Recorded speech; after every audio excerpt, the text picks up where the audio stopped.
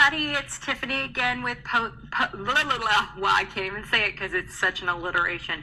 Pint-Sized Posts. I have just been to see Junkyard, a new musical, which was playing at the Rose Theater Kingston. Today was the final show. It's a new musical written, the book and lyrics are by Jack Thorne, who you might know from Harry Potter and the Cursed Child, music by Stephen Warbeck, and directed by Jeremy Herron. Now, this show is kind of like a Bridge to Terabithia / Goonies without the treasure hunt type show, where you have this band of misfit 13-year-olds who come from all these really like not so great backgrounds. They all live in Bristol. The mother and mother is kind of promiscuous, and the sister is pregnant and she's young, or like the brothers are in kind of like British gangs, or like neglectful mothers and stuff like that. So all these kids are brought together by this teacher named Rick, who is kind of like a visiting teacher, and he wants to build a playground with them out of junk. So they're like Junkyard. So they come together unwillingly, kind of guilt-tripped into it by their mothers because of Rick, into building this playground. And eventually they start to enjoy it, of course. And then at the end of Act 1, something happens to put the playground in danger of being demolished. And I won't give it away if you are able to see it, because sometimes things tour in London, and maybe if you see it in America at some point, I won't spoil the ending for you. This show is very sweet. It is, it tugs at the heartstrings of all these misfit kids, coming to terms with life, and right at the age of puberty, kind of really learning like who they are and where they want to go in life. I think that probably the book is the strongest part of the show, because it is so endearing and sweet. There's a lot of comedy to be had in the show as well. I think that may be due to the actors, because the cast is very strong. I would say probably the strongest cast member is the guy who plays Talk, like talcum powder. He has a moment in the show where he sings a song, and it's like you're like well up with tears, because he really is such a sweet character. The cast is strong, although not all of them are singers so much. Even though they aren't singers, I think that the show still works because they're so endearing, all the characters, that you don't really mind that they're not singers.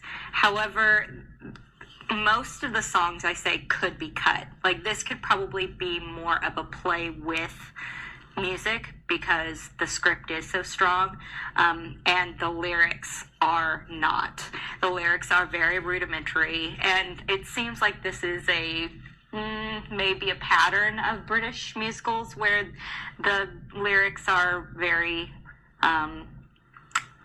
guessable. The rhymes are very elementary in their ways, and so maybe that's why British people aren't as in tune with musicals, because you really do need a strong lyricist behind your orchestrations. Orchestrations can't really hold up your show. You really do need some lyrics that really can hold up your orchestration. And who wrote the lyrics was Jack Thorne, and now, like I said, he wrote Harry Potter and the Cursed Child, and I know that a lot of people were, me included, very disappointed in the book for Cursed Child, and so that may be the reason. Although the book is very strong, so I'm kind of like torn between if I like Jack Thorne or not. The direction also is very strong. There are just the acting is very great. The intentions behind everything are very strong, and the moments that they take with the emotion versus the kids and having fun are very strong. I really loved what they did with light. There are a lot of times where they use flashlights instead of theatrical lights to light the show. There's at one point in the show where they talk about what happens when, you know, the playground is in danger, and there's this mystery behind someone keeps leaving a flag at the playground, and you kind of find out who it is, and all the characters are talking with flashlights, but when they're not talking, they shut the flashlight off, so you really are only seeing that character on stage. But they're all on stage, but you only get to see them when they have their flashlight on, and it's really cool.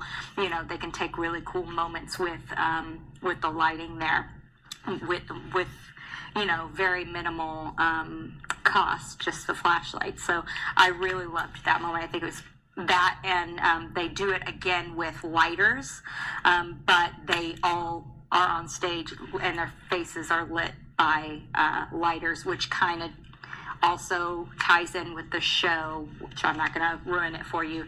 It does tie in with the show as well, and I think that was really, really smart. The songs, like I said, I think this would be better as a play with music.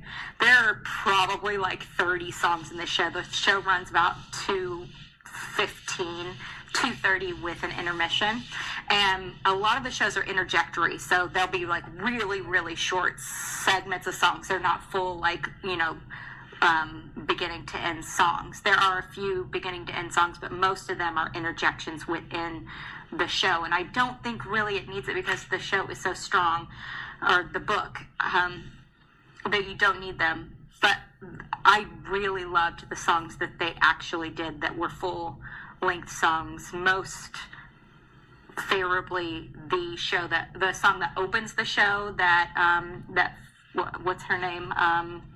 She's the lead.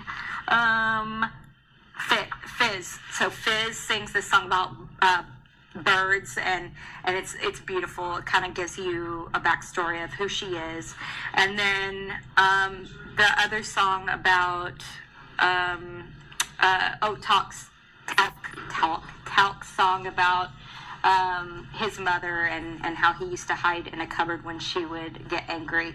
I think those two songs are probably the strongest in the show, and maybe because they really do give insight to the characters, not just interjections. The interjections just don't seem like they fit, and they feel really forced.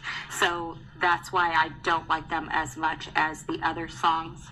I say the worst song is probably the sister song, which is a longer song, but I think that may be the song I didn't like the most because it just seemed like they needed to give her a song, and I don't think that her or the mother needed to sing at all for the show to work. Let's see, what else? Yeah, I think I really did love this show.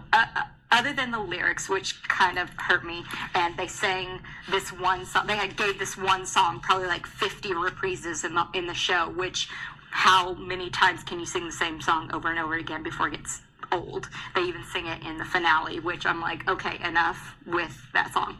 It's fine. You don't need to sing it again. We get it. Also the ending too is very sweet because you think that the whole show is happening in the present, but then you realize, oh, this is all the past, which I was like, oh, that's so sweet. And then you find out what happens to all the characters, because apparently this playground really exists in Bristol. And then after that, these Junkyard playgrounds started popping up everywhere, which I think was really cool because then you realize that these are real characters, and you get to find out what happens to them after this whole situation happens, and I loved that as well. What was I saying before? Yeah, I really did love this show, minus the lyrics. So if I were to give this show a pint rating, 1 to 5, I'd say it's about 3.5 pint show. Like, I would definitely go see it again, but I think that if they were to remount the show, I think that they could do with a little bit of editing of the music and really just let the book shine, because the characters are so endearing and the story is really sweet. So yeah, that's it. If it does come back, I do encourage you to grab tickets for it, because the acting and the book are so strong. So if you see it in a theater near you, pick up some tickets. All right, bye. I just want to let you know I will probably be doing a lot of these this week. I have so many shows that I've bought tickets for. This next weekend on Friday, I'm going to see a movement piece at Sadler's Well. And then on Sunday, I'm going to see I'm going to go see Secret Cinema's Moulin Rouge again, because I saw the preview of it and it wasn't very good. It was very, you definitely could tell it was a preview, sets weren't done and everything. So I'm really excited. It got good reviews, so I'm really excited to see it as a full production, not just a preview. And then I think on Monday, I'm going to see Angels in America Part 1 with Andrew Garfield and Nathan Lane at the National. So you'll be seeing me on Friday, Sunday, and Monday. So I hope to see you then.